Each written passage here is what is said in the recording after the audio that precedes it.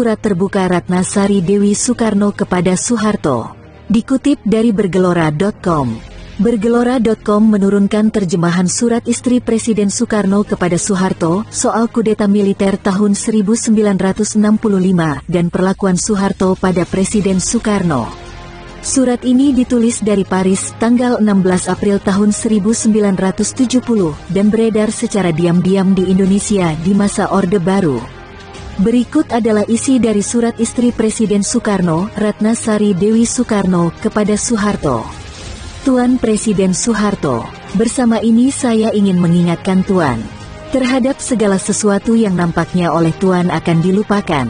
Hal-hal yang akan dikemukakan ini, saya anggap sebagai kewajiban bagi saya untuk menjelaskannya secara benar, karena saya justru mengikuti peristiwa-peristiwa di Indonesia itu dari dekat.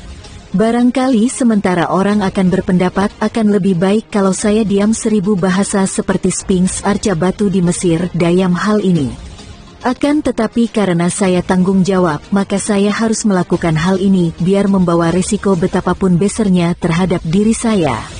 Ini pun karena makin lama di seluruh dunia maupun di Indonesia sendiri, banyak tersebar cerita-cerita palsu yang disebarkan tentang peristiwa-peristiwa di Indonesia itu, sehingga membeberkan keadaan yang sebenarnya itu merupakan kewajiban saya. Karena itulah saya kirimkan surat terbuka ini kepada Tuan, dalam kedudukan saya sebagai warga negara Indonesia. Selain itu, surat terbuka yang saya kirimkan kepada Tuan ini termasuk segala isinya adalah sepenuhnya tanggung jawab saya dan tidak ada sangkut pautnya dengan Soekarno, Presiden Republik Indonesia yang terdahulu. Sebenarnya agaknya sudah terlambat untuk mempersoalkan kembali tentang para perwira yang telah dinyatakan sebagai kontra-revolusi atau pemberontak-pemberontak terhadap negara, di mana mereka telah sama dihukum mati. Selama ini saya selalu berpendirian tidak sependapat dengan adanya dalil bahwa yang berkuasa itu selalu benar, power can do no wrong. Sikap ini pun sama sewaktu Presiden Soekarno berkuasa, saya berpendapat bahwa seorang kepala negara itu mesti dikerumuni oleh orang-orang yang mendukungnya. Begitu juga halnya dengan Tuan, bahwa di sekeliling Tuan itu banyak orang-orang berkerumun, yang pada umumnya tidak berani membuka mulutnya, berpura-pura taat dan tunduk, bahkan ada yang menjilat, yang pada hakikatnya mereka bertujuan untuk mendapatkan kesempatan berkuasa lebih banyak. Karena itulah, apa yang sebenarnya terjadi di sekitar Tuan sulit akan terungkap. Pertama-tama dalam surat terbuka saya ini, saya ingin mengemukakan apa yang disebut proses, di mana banyak orang telah dibunuh karena dituduh melakukan kejahatan terhadap negara. Proses ini yang sebenarnya terjadi di luar norma-norma hukum dan keadilan, lebih tepat untuk disebut teror dan kekerasan. Dan mereka orang-orang yang tidak puas dan tidak mau bicara sewaktu kekuasaan Soekarno, maka setelah situasi berubah, lalu bersikap tidak bertanggung jawab dan turut serta melakukan pembunuhan dan teror. Dalam hal ini Tuan telah membiarkannya.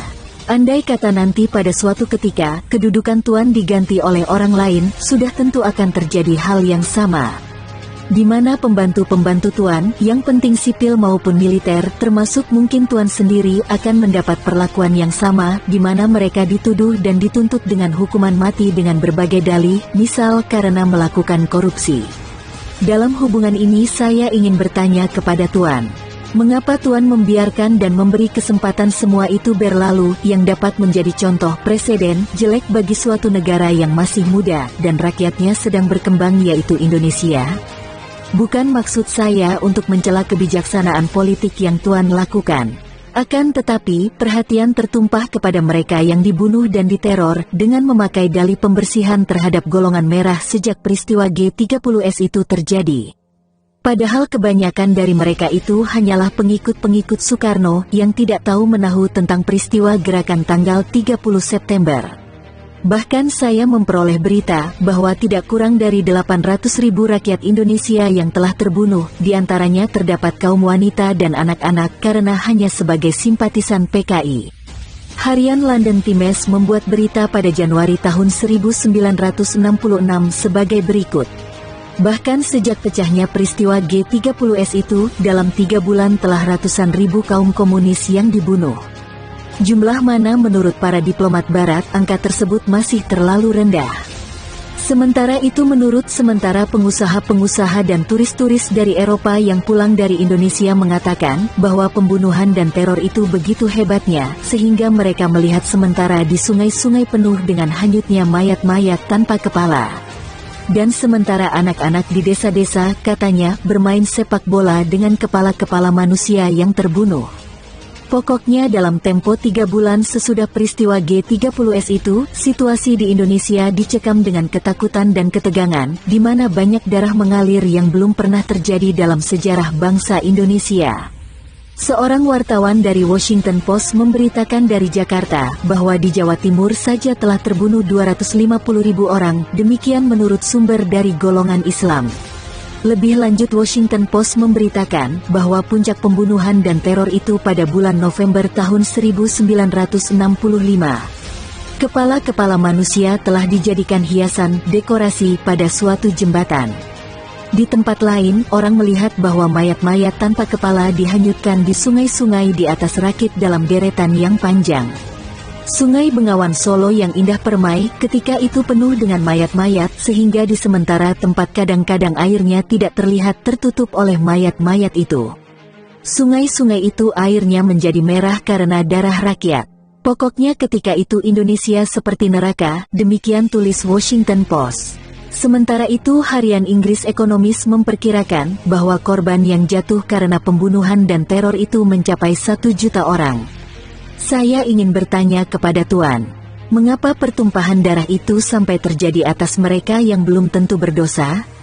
Dan mengapa masyarakat dunia diam 1000 bahasa? Padahal di pihak lain, kalau seorang manusia terbunuh di sepanjang tembok Berlin saja, maka seluruh dunia barat ramai dan geger. Tapi mengapa dunia barat itu diam, di mana 800.000 bangsa Asia, yaitu Indonesia, telah dibunuh dan diteror dengan darah dingin, bahkan dalam situasi dunia sedang damai? Saya tahu pasti, bahwa di antara yang terbunuh itu ada orang komunis. Tapi apa artinya kemerdekaan dan hak asasi manusia, kalau Tuan membenarkan pembunuhan besar-besaran itu, sekedar karena mereka melakukan gerakan di bawah tanah yang tidak diketahui oleh pemerintah Tuan? Sebenarnya Tuan akan lebih bijaksana kalau Tuan mengambil langkah-langkah pencegahan terjadinya pembunuhan besar-besaran itu sebelum PKI dinyatakan dilarang oleh undang-undang. Akan tetapi Tuan ternyata tidak berbuat demikian dan hal ini dianggap sebagai pelanggaran terhadap hak-hak asasi manusia dan Tuan tidak mendapatkan respek. Lepas dari ideologi apa yang sudah terjadi itu merupakan kejahatan nasional. Tuan Soeharto, meskipun Tuan akan menolak dengan berbagai dalih untuk bertindak dan mencegah terhadap kejahatan nasional yang telah berlangsung itu, di mana telah ratusan ribu orang tak berdaya telah dibantai. Bagaimanapun saya juga bersikap tidak membenarkan, bahkan mengutuk peristiwa itu. Bukankah telah menjadi kenyataan bahwa pemerintah Orde Baru yang Tuan pimpin memakai slogan demi penumpasan terhadap PKI? Ataukah Tuan amat khawatir kalau kekuasaan Soekarno bangkit kembali beserta pendukung-pendukungnya karena Tuan tahu pasti bahwa lebih dari 50% rakyat Indonesia itu masih setia pada Soekarno? Hal ini pasti Tuan tidak lupa bukan? Ataukah barangkali Tuan berpendapat bahwa peristiwa G30S itu sudah lampau dan harus dilupakan? Bagi saya hal itu bukan soal. Akan tetapi yang menjadi masalah, masih terlalu banyak hal-hal dan pertanyaan-pertanyaan yang tidak terjawab dan bahkan sengaja disembunyikan. Walaupun begitu, saya masih merasa beruntung dan bangga bahwa saya dalam peristiwa 1965 itu tahu dari dekat dan mendapat pelajaran yang bermanfaat. Bahwa fakta-fakta yang benar dalam sejarah itu kadang-kadang memang diputar balikan oleh karena mereka yang berkuasa dengan maksud untuk kepentingan atau keuntungan tujuan politiknya. Begitu juga dengan berita-berita dalam pres koran-koran telah dibuat demikian rupa oleh penguasa sebagai suatu propaganda untuk kepentingan politik pemerintah. Sebagai misal yang paling mudah kita ambil contoh peristiwa gerakan tanggal 30 September. Peristiwa ini sebenarnya terjadi pada tanggal 1 Oktober tahun 1965 dini hari yang didukung oleh Dewan Revolusi dengan dipimpin oleh salah seorang perwira penanggung jawab pengawal Istana Presiden Soekarno, yaitu Letnan Kolonel Untung. Pengumuman Dewan Revolusi itu berbunyi sebagai berikut. Sekelompok grup jenderal merencanakan untuk mengambil oper kekuasaan KOP dari pemerintah Presiden Soekarno dan beliau akan dibunuh. Mereka membentuk Dewan Jenderal dengan tujuan untuk membentuk kekuasaan militer. Rencana KOP tersebut akan dilakukan pada hari ulang tahun ABRI tanggal 5 Oktober tahun 1965 yang akan datang. Untuk mencegah itu, maka Dewan Revolusi mendahului mengambil langkah dengan menangkap 6 jenderal, diantaranya Jenderal Ayani.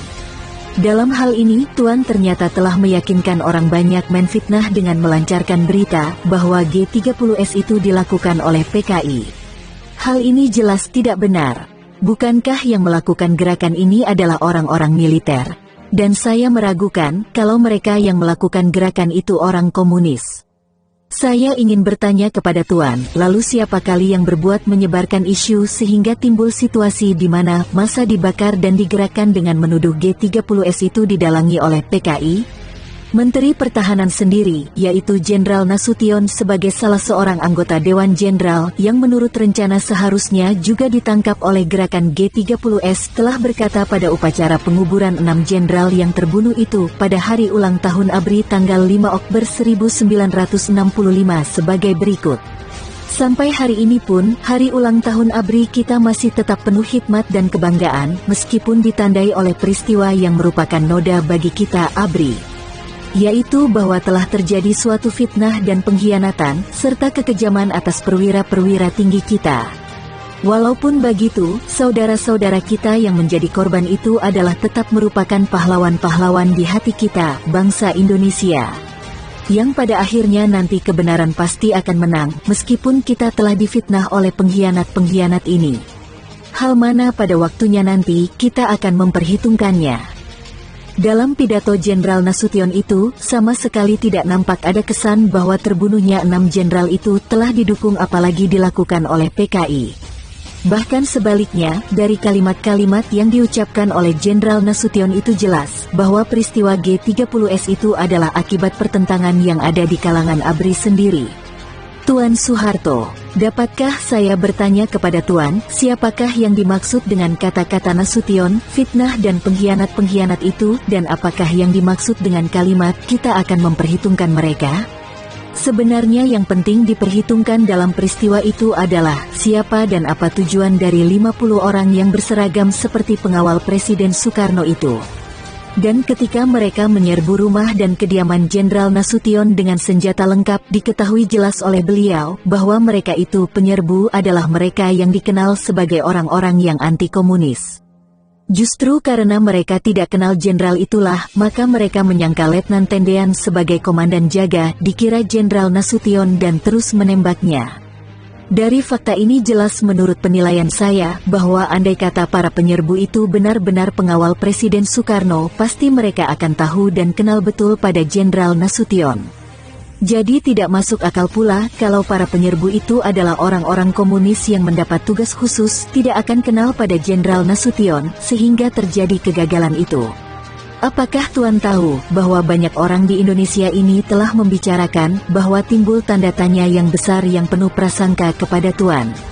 Ialah, mengapa Tuan sebagai komandan tertinggi pada Kostrad justru malah tidak diserbu untuk dibunuh, dengan dalih katanya karena mereka penyerbu tidak tahu alamat Tuan? Dan yang menarik perhatian lagi, justru Tuanlah yang pada tanggal 1 Oktober tahun 1965 pada dini hari, sudah memainkan peranan dan ambil oper pimpinan ABRI dengan memberikan perintah-perintah, sehingga dengan mudah sekali Tuan telah bisa menguasai dan menumpas Dewan Revolusi dalam waktu yang singkat. Setelah Presiden Soekarno kehilangan Jenderal Ayani, maka beliau terus mengangkat Tuan sebagai Menteri Hankam, sekaligus sebagai Pangap ABRI. Ini terjadi pada tanggal 14 Oktober tahun 1965, di mana Presiden Soekarno pada pengangkatan Tuan itu telah berpesan sebagai berikut. Adalah mendesak sekali agar keamanan dan ketertiban harus segera dipulihkan, agar terciptanya keadaan di mana emosi dari golongan kiri maupun golongan kanan dapat ditenangkan dan dikendalikan, sehingga peristiwa G30S itu dapat diselesaikan, sambil kita mempelajari segala sesuatunya yang berkaitan dengan peristiwa tersebut. Kejadian itu tidak akan menenangkan saya, sebelum segala sesuatunya jelas siapa yang bertanggung jawab, entah dari pihak manapun, entah merah, hijau ataupun kuning. Dengan demikian menjadi jelas bahwa Tuan memikul tugas yang diberikan oleh Presiden Soekarno untuk menghimpun segala data sekitar peristiwa G30S itu, dan seharusnya Tuan segera memulai dengan penyelidikan dan pengusutan yang harus dilaporkan pada Presiden Soekarno. Akan tetapi Tuan ternyata tidak mentaati perintah-perintah itu, bahkan Tuan telah memberikan tafsiran sendiri dan berkata, "Sekarang saya sudah memperoleh kepercayaan dari Presiden Soekarno, dan saya akan terus menumpas sisa-sisa kekuatan dari peristiwa tersebut." Pernyataan Tuan jelas mempunyai arti tersendiri. Sebenarnya Presiden Soekarno mengharapkan dan mempercayakan pada Tuan agar Tuan tetap setia dan loyal untuk melaksanakan perintah-perintahnya. Dengan tujuan selanjutnya akan diambil tindakan-tindakan hukum oleh Presiden Soekarno terhadap siapa yang bersalah tanpa pandang bulu, apakah PKI atau pihak militer. Akan tetapi Tuan ternyata tidak memberikan laporan apa-apa pada Presiden Soekarno. Bahkan Tuan telah menggerakkan ABRI tanpa persetujuan Presiden bersama-sama dengan beberapa jenderal antara lain Sarwo Edi. Dan sejak inilah dimulai pengejaran dan pembunuhan terhadap mereka yang belum tentu bersalah, yaitu kaum komunis. Yang kemudian telah terkenal luas di seluruh negeri bahwa TNI di bawah pimpinan Tuan telah melakukan penganiayaan, pembakaran, perampokan dan pembunuhan terhadap orang PKI. TNI telah melakukan teror yang berselubung di bawah pimpinan Tuan. Rakyat yang hidup tenang dihasut dibangkitkan untuk membenci dan mengamuk dengan dalih karena adanya kejadian terbunuhnya para jenderal tersebut. Rakyat telah dihasut untuk anti-PKI yang dikaitkan dengan negeri Cina yang dituduh memberikan dukungan terhadap G30S tersebut. Dan rakyat telah dibikin rupa sehingga tidak percaya bahwa Dewan Revolusi itu ada. Selanjutnya Presiden Soekarno dipaksakan untuk menyatakan PKI dilarang dan di luar hukum karena dianggap partai itu terlibat pada gerakan tanggal 30 September. Selama setahun lamanya, mahasiswa-mahasiswa dan kelompok-kelompok yang tidak puas diorganisasi untuk melakukan demonstrasi-demonstrasi terhadap Soekarno dengan tuntutan-tuntutan termaksud. Akan tetapi Presiden Soekarno menolak untuk membubarkan PKI sebab tidak ada data-data dan bukti-bukti yang meyakinkan yang sudah dilaporkan pada Presiden. Yang menarik perhatian ialah bahwa pemimpin-pemimpin demonstrasi tersebut yang katanya adalah mahasiswa-mahasiswa, kenyataannya umumnya kebanyakan lebih dari 30 tahun. Dan bahkan pengikut-pengikutnya demonstrasi itu memakai pakaian seragam para trups tentara payung yang masih baru-baru. Sehingga perlu dipertanyakan apakah benar mereka itu mahasiswa-mahasiswa betul? Dan dari mana dana, keuangan yang didapat untuk mengorganisasi demonstrasi-demonstrasi itu? Dan mengapa ternyata sekarang bahwa mereka yang menjadi pemimpin-pemimpin demonstrasi itu kini menempati kedudukan-kedudukan penting dalam pemerintahan Tuan? Semua kekacauan dan tidak tenang yang nampaknya dibikin artifisial telah berlangsung selama 1 tahun. Sementara itu telah dilancarkan propaganda secara luas bahwa segala kesulitan dan keburukan di berbagai bidang itu ditimpakan pada PKI. Dan hal ini sampai hari ini pun masih berlangsung, walaupun peristiwa G30S itu telah 4 tahun berlalu. Akan tetapi tentang hal ini sebenarnya dapat dimengerti, sebab dalam politik yang berkuasa itu harus membuat rakyat yang tidak tahu apa-apa itu sedemikian rupa, sehingga rakyat merasa tidak tenteram dan aman, dengan menimpakan kesalahan dan ancaman itu pada PKI. Yang kemudian diarahkan bahwa penguasa pemerintah itu adalah satu-satunya pelindung rakyat yang sebenarnya. Kalau demikian halnya, maka jelas bahwa Tuan telah mengabaikan perintah dan peringatan Presiden Soekarno pada sidang kabinet tanggal 2 Januari tahun 1966 di Bogor, yang meminta kepada Tuan agar situasi yang tidak menentu itu harus segera diakhiri dan dipulihkan, sehingga rasa kesatuan dan persatuan bangsa Indonesia dapat tercipta kembali. Bukan saling membunuh di antara sebangsa dan setanah air. Apabila pembunuhan besar-besaran itu berlangsung terus-menerus, maka perjuangan kita selama ini akan sia-sia, karena dalam hal ini Tuan ternyata telah menempuh jalan sendiri. Saya tidak akan mengatakan bahwa G30S itu baik, tapi saya tidak akan menyalahkan siapapun dan belum memberikan penilaian terhadap peristiwa itu. Andai kata sebagai orang komunis atau simpatisan, maka yang pertama-tama menjadi pertanyaan dan yang tidak masuk akal, apa perlunya dan apa keuntungannya PKI itu melibatkan diri dalam G30S itu. Padahal PKI itu merupakan partai yang besar. Selain itu, kalau memang benar PKI itu adalah pengacau, mengapa TNI tidak mengetahui atau mencegah, bahkan yang membakar markas CGPKI itu dibiarkan untuk selanjutnya diselidiki kalau bisa diperoleh data yang penting? Dan kalau benar PKI itu terlibat, apakah tidak lebih baik kalau para pemimpinnya yang bertanggung jawab diadili di depan umum untuk diketahui oleh seluruh rakyat Indonesia?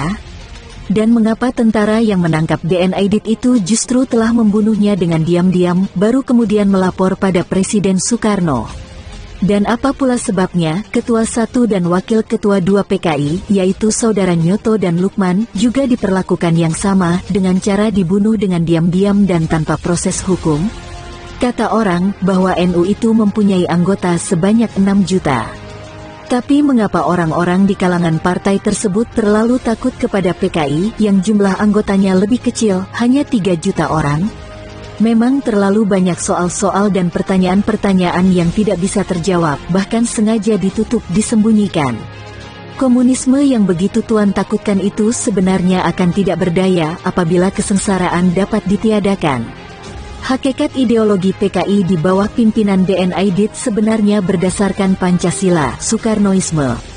Dan PKI telah memainkan peranan yang penting dalam kebangkitan dan kebangunan bangsa Indonesia, serta berjuang untuk sosialisme Indonesia. Juga Nasution pimpinan MPRS telah menyalahkan PKI karena telah melakukan aksi-aksi di bidang ekonomi. Dia juga menyalahkan PKI bahwa sebab terjadinya inflasi dewasa ini karena adanya hutang pada luar negeri sebanyak 2,5 miliar dolar dan diantaranya berupa pembelian senjata-senjata seharga 1 miliar dolar pada Uni Soviet. Yang aneh dalam hal ini, justru hutang-hutang pada Uni Soviet ini bukankah Jenderal Nasution sendiri yang menandatangani kontrak-kontraknya? Bahkan dia sendiri sudah 2 kali berkunjung ke Moskow. Apakah dengan begitu, ucapan Jenderal Nasution itu dapat dipertanggungjawabkan?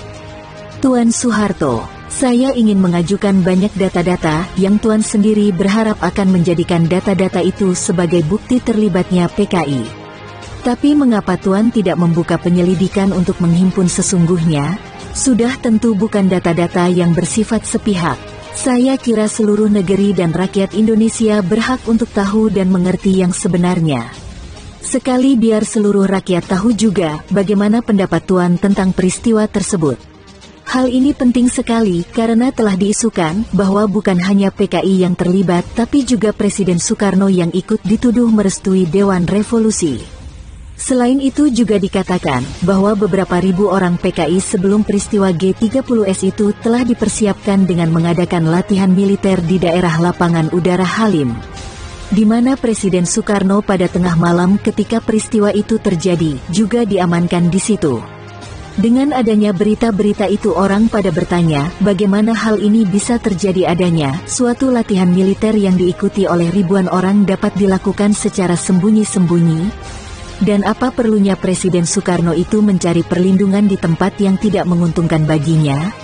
Kenyataan berita-berita lain yang saya peroleh dari lapangan udara Halim adalah bahwa peristiwa G30S itu adalah cetusan dari suatu konflik dalam Angkatan Darat. Oleh karena itu mereka menggunakan dalih pribadi Soekarno itu dibawa ke sana karena saya sebagai istri merasa khawatir akan keselamatan suami saya. Sampai di Halim saya malah jadi bingung karena ketika saya tanyakan pada sementara orang, ternyata tak seorang pun yang tahu apa yang telah terjadi. Bahkan ketika itu, kita tidak tahu bahwa Jenderal Ayani telah terbunuh. Pokoknya ketika itu, kita tidak tahu siapa kawan dan siapa lawan. Hampir semuanya dalam kebingungan dan tidak tahu apa yang akan diperbuat. Tidak seorang pun tahu apa yang telah terjadi dan apa yang akan terjadi berikutnya. Dalam mengenang peristiwa G30S itu, kembali saya kira persoalannya akan lain, andai kata Jenderal Ayani masih hidup. Presiden Soekarno sendiri sangat sedih bagaimana sampai terjadi dia jadi korban, dan bagaimana tempat tinggalnya sampai diketahui. Selain hal di atas, dengan ini saya ingin mengajukan pertanyaan yang penting kepada Tuan, yang kiranya Tuan perlu perhatikan. Ialah tentang adanya Dewan Jenderal yang Tuan telah tentang keras tidak mengetahuinya. Orang hanya tahu bahwa Jenderal Ayani dan jenderal-jenderal lain yang terbunuh itu yang hanya mengetahui tentang persoalan Dewan Jenderal tersebut. Akan tetapi 2 minggu sebelum peristiwa tersebut, Presiden Soekarno bertanya kepada Jenderal Ayani bagaimana sebenarnya duduk persoalan Dewan Jenderal tersebut. Yang dijawab oleh Jenderal Ayani dengan tegas, "Bapak Presiden, serahkan kepada saya saja segala hal yang bersangkutan dengan anak buah saya tersebut," maksudnya Dewan Jenderal. Dari dialog tersebut bagi saya timbul pertanyaan yang besar, bagaimana bisa terjadi Jenderal Ayani itu ikut terbunuh? Jadi andai kata Tuan benar-benar objektif, maka pasti Tuan akan yakin bahwa Soekarno itu benar-benar tidak terlibat dan tidak tahu apa-apa tentang G30S tersebut. Tuan Soeharto, dengan mengetahui tentang hal-hal di atas, maka lalu timbul pertanyaan saya, apakah kiranya jawaban Tuan pada seluruh rakyat Indonesia yang menduga bahwa dengan adanya tindakan cepat dari Tuan untuk membentuk kekuasaan Orde Baru dalam situasi yang kacau balau itu, bukankah justru sebenarnya Tuanlah yang mempunyai semua rencana dan melaksanakan rencana Dewan Jenderal? Bukti-bukti kemudian menunjukkan bahwa dalam situasi yang kacau di Indonesia itu, Tuan telah membangun tentara yang berorientasi ke kanan, bergandengan tangan dengan sementara mahasiswa-mahasiswa yang tidak puas, yang kemudian didorong dan bekerja sama dengan pimpinan-pimpinan partai Islam serta politisi yang kanan untuk menghancurkan PKI. Yang selanjutnya terjadilah pembunuhan dan pertumpahan darah yang terencana. Bagaimana hal ini sampai terjadi, bahwa sikap ABRI malah lebih dekat dengan Pentagon, markas besar Departemen Pertahanan Amerika Serikat, di mana hampir semua kegiatan militer di dunia dikendalikan dari sana? Apakah dalam situasi demikian itu, orang bisa mengharapkan lain, kecuali PKI itu menjadi hancur berantakan karenanya, dan hubungan dengan RRC dengan sendirinya putus? Presiden Soekarno telah berulang kali mengatakan bahwa tidak benar untuk hanya menyalahkan PKI. Beliau berkata, "Kita jangan melemparkan semua kesalahan itu kepada PKI saja, tapi persoalannya terletak pada hal-hal lain." Saya sangat menghargai akan sikap Bung Karno yang begitu tegas itu, meskipun beliau harus mengorbankan nasibnya sendiri. Beliau telah menolak untuk tunduk pada tekanan pihak ABRI untuk menyatakan PKI itu dilarang dan di luar hukum. Idenya meskipun telah mengalami tekanan yang berat dari pihak ABRI. Andai kata Bung Karno itu tidak bersikap teguh sedemikian rupa, barangkali situasi dan posisi beliau tidak akan seburuk seperti sekarang, apalagi kalau beliau melakukan langkah-langkah kompromis. Tapi beliau tidak demikian, dan tetap berpegang teguh pada kebenaran dan keadilan. Adam Malik, Menteri Luar Negeri Republik Indonesia pada tahun 1966 telah berbicara di depan mahasiswa-mahasiswa di Tokyo dengan penuh kebohongan dan kebodohan. Ia menerangkan bahwa Soekarnolah yang bertanggung jawab atas terjadinya pembunuhan massal terhadap kaum komunis di Indonesia itu. Andai kata Soekarno tepat pada waktunya menentukan sikapnya terhadap PKI, maka pembunuhan massal itu dapat dihindari. Dengan pidatonya Adam Malik itu, maka orang-orang yang tidak tahu tentang apa sebenarnya yang telah terjadi di Indonesia itu akan menanggapinya dengan benar. Sementara itu Bung Karno masih terus secara terbuka berbicara dan menjelaskan duduk persoalan yang sebenarnya tentang PKI itu. Hal ini pun telah ditafsirkan oleh sementara mereka itu, bahwa Presiden Soekarno telah merestui tindakan-tindakan lebih lanjut dari PKI, yang ternyata kemudian berakibat terjadinya pembunuhan yang lebih kejam. Seperti kata pepatah Latin Cui Bono, yang artinya, yang penting bukan siapa yang benar, akan tetapi siapa yang memperoleh keuntungan. Bukankah kemudian ternyata terbukti, bahwa Amerika Serikatlah yang memperoleh keuntungan dengan peristiwa G30S itu? Kini terbukti bahwa Jakarta telah dibanjiri oleh investor-investor asing penanam modal, yaitu Amerika Serikat. Tentang ini pun tidak menjadi soal, andaikan dengan kegiatan-kegiatan ekonomi itu, Indonesia dan rakyatnya yang pertama-tama memperoleh keuntungan. Bung Karno sejak semula sebenarnya selalu menolak untuk dibuatkan patung untuk dirinya.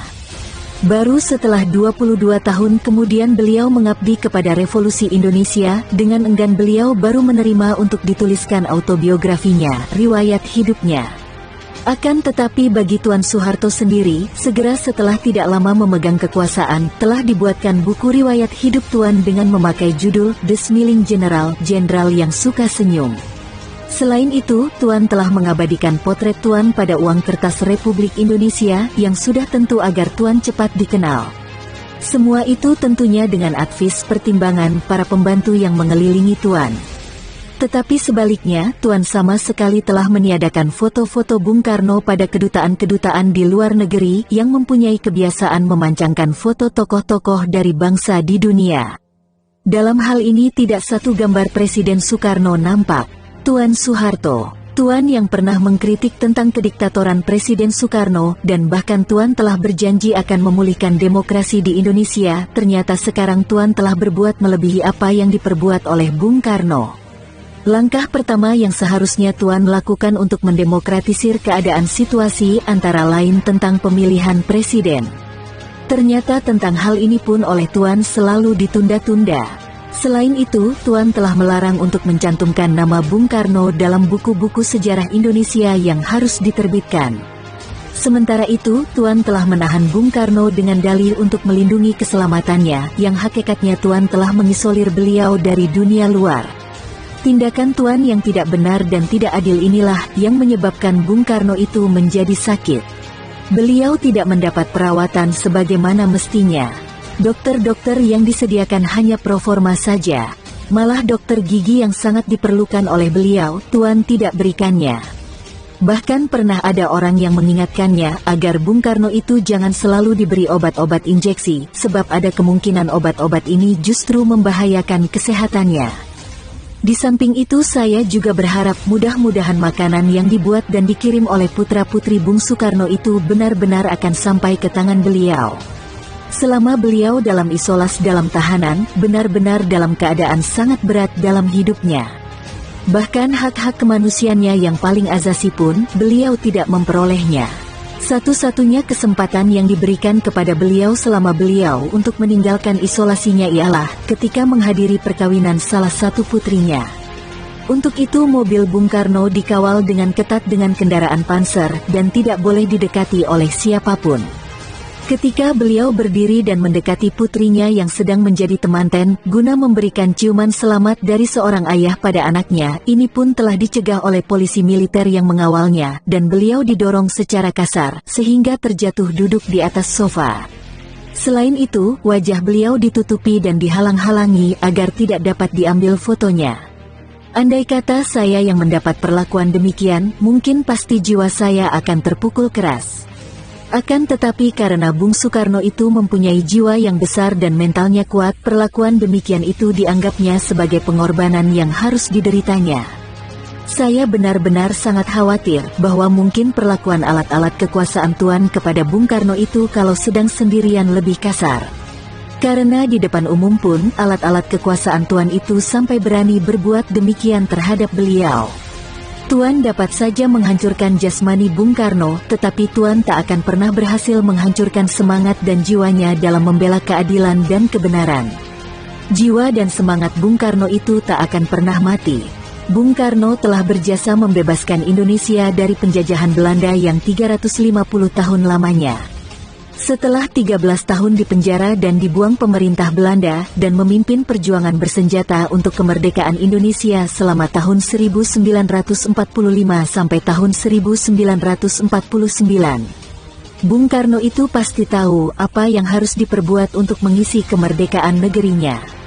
Tanpa kepemimpinan Bung Soekarno, Tuan pasti tidak akan punya kedudukan sebagai presiden seperti sekarang ini. Bung Soekarno itu telah meletakkan undang-undang dasar yang demokratis untuk Indonesia dan telah mendirikan lingua franca. Di bidang seni dan budaya beliau adalah promotor. Beliaulah orangnya yang telah meletakkan dasar untuk pembangunan bangsa Indonesia. Apakah dengan jasa-jasanya itu tidakkah pantas beliau mendapatkan imbalan? Andaikan Bung Soekarno tahu bahwa akan terjadi suatu pengkhianatan yang berakibat pembunuhan antar sesama bangsa seperti peristiwa G30S itu, pasti beliau tidak akan menyetujuinya. Dan saya pun tidak akan tinggal diam apabila sampai suami saya terlibat dalam tindakan kekerasan itu. Di depan mata saya, Bung Karno itu sangat terpuji dengan sifat-sifatnya yang luhur. Saya sangat yakin bahwa kalau ada seseorang yang berbuat dengan cara sadar dan sistematis membunuh sesama manusia, maka perbuatan itu adalah yang paling keji dan tak beradab. Saya kenal pepatah Jepang yang berbunyi, mencekik seseorang dengan kain sutra. Sehubungan dengan inilah Tuan Soeharto, Tuan telah memperkenankan Bung Karno itu diperlakukan sedemikian rupa, tersiksa baik lahir maupun batinnya. Selama ini saya belum pernah mengeluarkan suara atau pernyataan apa-apa karena saya sadar bahwa Tuan sedang menghadapi persoalan-persoalan yang cukup gawat. Tapi kali ini saya harus berbicara secara terbuka kepada Tuan karena pertama-tama untuk menjaga keselamatan dan nama baik Presiden Soekarno. Ketika Presiden Soekarno menyerahkan wewenangnya kepada Tuan sebagai pejabat presiden pada tanggal 7 Maret tahun 1967 telah diberikan 3 syarat oleh beliau kepada Tuan. Salah satu di antaranya ialah bahwa Tuan harus menjaga keselamatan keluarga Presiden Soekarno. Ternyata Tuan tidak memperhatikan permintaan beliau itu. Sewaktu Tuan diwawancarai oleh wartawan Jepang tentang banyaknya korupsi di Indonesia dewasa ini, Tuan telah memberikan keterangan sebagai berikut. Tentang masalah korupsi itu, saya kira selamanya akan ada. Dan soal korupsi ini sebenarnya adalah sisa-sisa dari pemerintah Soekarno dulu. Sementara ini akan tetap demikian, karena memang sedemikian sejak semula. Kalau ucapan Tuan itu benar, maka ucapan Tuan itu seakan-akan ucapan seorang yang tidak bertanggung jawab. Sikap Tuan itu adalah licik dan tidak jantan, karena Tuan ternyata berlindung di belakang nama Soekarno tentang apa yang sekarang terjadi. Ketika Tuan berbicara demikian di depan wartawan itu, maka habislah segala rasa hormat saya pada Tuan sampai yang terakhir pun. Memang selama masih disebut manusia biasanya, siapa yang menang akan selalu menganggap dirinya benar. Dan sebaliknya, mereka yang kalah pasti segala sesuatunya akan ditimpakan kepadanya. Apabila Tuan memang bersedia dan benar-benar mau menyelidiki, serta memberantas korupsi sebagai seorang warga negara Indonesia, saya sepenuhnya bersedia untuk menjadi saksi dan hadir pada setiap sidang-sidang pengadilan yang dilakukan secara terbuka. Sudah tentu pelaksanaannya harus sesuai dengan norma-norma dan hukum yang berlaku dan tidak ditutup-tutup serta tidak boleh sambungan kalimat tidak jelas oleh penyebar. Bung Karno adalah pahlawan revolusi Indonesia. Dengan kerendahan hati ingin saya katakan bahwa beliau memang belum tentu bisa menjadi pemimpin di waktu damai. Akan tetapi saya kira andai kata Bung Karno itu sewaktu menjadi mahasiswa sempat belajar di luar negeri, beliau pasti akan lebih banyak mengenal masalah-masalah ekonomi yang akan melengkapi kepemimpinannya. Saya katakan demikian karena mungkin nasionalisasi perusahaan-perusahaan asing di Indonesia yang telah dilakukannya itu sebagai suatu khilafan. Selain itu, Bung Karno itu sebenarnya tak pernah mengalami dan berada dalam kehidupan keluarga yang stabil. Andai kata beliau lebih lama mengenal kehidupan rumah tangga yang harmonis seperti halnya kebanyakan orang, mungkin beliau ini akan menjadi presiden yang lebih baik dalam suatu pemerintahan yang terpimpin dan sosialis di negeri ini. Sayangnya tidak memungkinkan, sehingga beliau itu lebih cenderung pada sifat-sifat seorang kaisar. Dan beliau jadi korban dari kekuasaan yang dikuasainya sendirian secara penuh. Saya dapat mengatakan demikian kepada Tuan, karena saya memang menganggap dan menghormati Soekarno itu sebagai orang besar. Akan tetapi kiranya Tuan tahu, bahwa saya tidak selalu menyetujui setiap pendapatnya. Sebagai misal terhadap Pancasila yang beliau gali dan ciptakan itu, menurut pendapat saya, adalah sepenuhnya terlalu idealistis.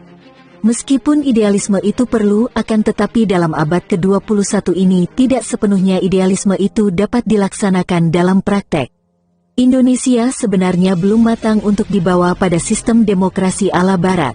Oleh karena itulah, maka Bung Karno memberikan konsep pemikiran demokrasi terpimpin. Lebih-lebih karena rakyat Indonesia kebanyakan masih banyak yang buta huruf dan taraf pendidikan maupun kemampuan ekonominya tidak sama.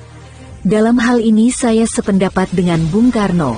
Akan tetapi di pihak lain, beliau itu telah meletakkan dasar politik yang terlalu tinggi dan terlalu ideal. Karena itu dapatlah dimengerti kalau beliau mendapat kritik yang begitu keras, terutama dengan cita-citanya untuk mengadakan perbaikan atas nasib seluruh rakyat Indonesia secara massal dan serentak. Beliau sebetulnya harus lebih realistis dengan ide-idenya itu. Pada saat-saat beliau mempunyai posisi yang cukup kuat sebagai penguasa tertinggi, mestinya beliau akan mendapatkan dukungan dari pembantu-pembantunya atas ide-idenya tersebut. Akan tetapi, kebanyakan dari rakyat Indonesia itu hanya mengharapkan perubahan-perubahan dalam kebutuhan hidup sehari-harinya. Rakyat hanya menginginkan pemenuhan material yang nyata, dan mereka sudah mulai jenuh dengan idealisme yang sering dipidatokan. Bung Karno itu mengemukakan bahwa dunia ini dikuasai oleh dua blok kekuasaan adikuasa. Dan ide beliau ingin membentuk kekuatan ketiga sebagai imbangan. Dalam perjuangan mewujudkan cita-cita ini, Indonesia dapat mempengaruhi dan menggerakkan dunia ketiga seperti negara-negara di Asia, Afrika, dan Amerika Latin. Ini berarti bahwa Indonesia sekaligus harus bisa berdikari di segala bidang. Demikian yang dicita-citakan oleh Bung Karno. Kalau kemerdekaan penuh dapat diberikan kepada semua negeri dan bangsa-bangsa yang terjajah, akan sikap politik Indonesia yang mengisolasi diri itu menyebabkan Indonesia menarik diri dari keanggotaan PBB, dari Bank Dunia, tidak ikut dalam Olimpiade di Tokyo. Hal ini terjadi dalam rangka ketegangan dan perjuangan pembebasan Irian Barat dan konfrontasi dengan Malaysia. Bung Karno berpendapat bahwa PBB telah bersikap tidak adil terhadap anggota-anggotanya. Indonesia yang belum pernah mendapat pinjaman dari Bank Dunia yang dikuasai oleh Amerika Serikat telah menolak bantuan itu kalau memakai syarat-syarat politik. Sebelum Olimpiade Tokyo dimulai, Indonesia telah dituduh mempolitisir olahraga seluruh bangsa-bangsa Asia Afrika di Jakarta, Ganevo. Karena Indonesia lalu ditolak untuk ikut dalam Olimpiade Tokyo itu. Dalam hal ini Bung Karno menolak tuduhan tersebut karena ternyata pertandingan-pertandingan Olimpiade selama ini pun juga tidak mengikut sertakan semua negeri, khususnya negara-negara komunis. Tuan Soeharto, apabila Tuan juga mencoba memikirkan tentang hari depan Indonesia pada hari-hari yang gawat itu, Tuan pun akan pasti mempunyai pendapat-pendapat lain mengenai ide-ide Bung Karno itu yang mempunyai akibat tantangan angin taufan. Saya sendiri pun ikut prihatin dengan hati yang berdebar-debar, memperhatikan bahwa diplomasi Indonesia itu makin hari makin bergeser ke kiri. Memang tak ada orang yang sempurna. Begitu juga dengan diri Bung Karno. Menurut saya, apa yang dikerjakan oleh beliau itu sama sekali tidak terselip untuk keuntungan diri sendiri, tetapi sepenuhnya segala sesuatunya itu diabdikan pada Indonesia dan rakyatnya, satu-satunya yang dicintainya dan hendak diabdinya. Dalam perjalanan hidupnya, Bung Karno itu selalu berusaha untuk mencegah dan menghindari ada pertentangan dalam negeri yang bisa berakibat adanya korban-korban. Dibanding dengan sikap Tuan dan pembantu-pembantu Tuan, ternyata jauh berbeda. Di mana Tuan atau pembantu-pembantu Tuan telah memerintah Indonesia dengan perampokan dan pertumpahan darah. Tuan dan pembantu-pembantu Tuan kelak akan dituntut dengan tuduhan telah melaksanakan pembunuhan yang disengaja terhadap ratusan ribu orang PKI yang tidak bersalah dengan dalih penumpasan PKI sampai ke akar-akarnya. Siapa dapat percaya bahwa Tuan percaya kepada Tuhan? Dalam hal ini Indonesia seharusnya tidak memerlukan presiden, di mana tangannya penuh berlumuran darah. Tuan Soeharto, Bung Karno itu saya tahu benar-benar sangat mencintai Indonesia dengan rakyatnya. Sebagai bukti bahwa meskipun ada lawannya yang berkali-kali hendak menteror beliau, beliau pun masih mau memberikan pengampunan kalau yang bersangkutan itu mau mengakui kesalahannya. Dibanding dengan Bung Karno, maka di balik senyuman Tuan itu, Tuan mempunyai hati yang kejam.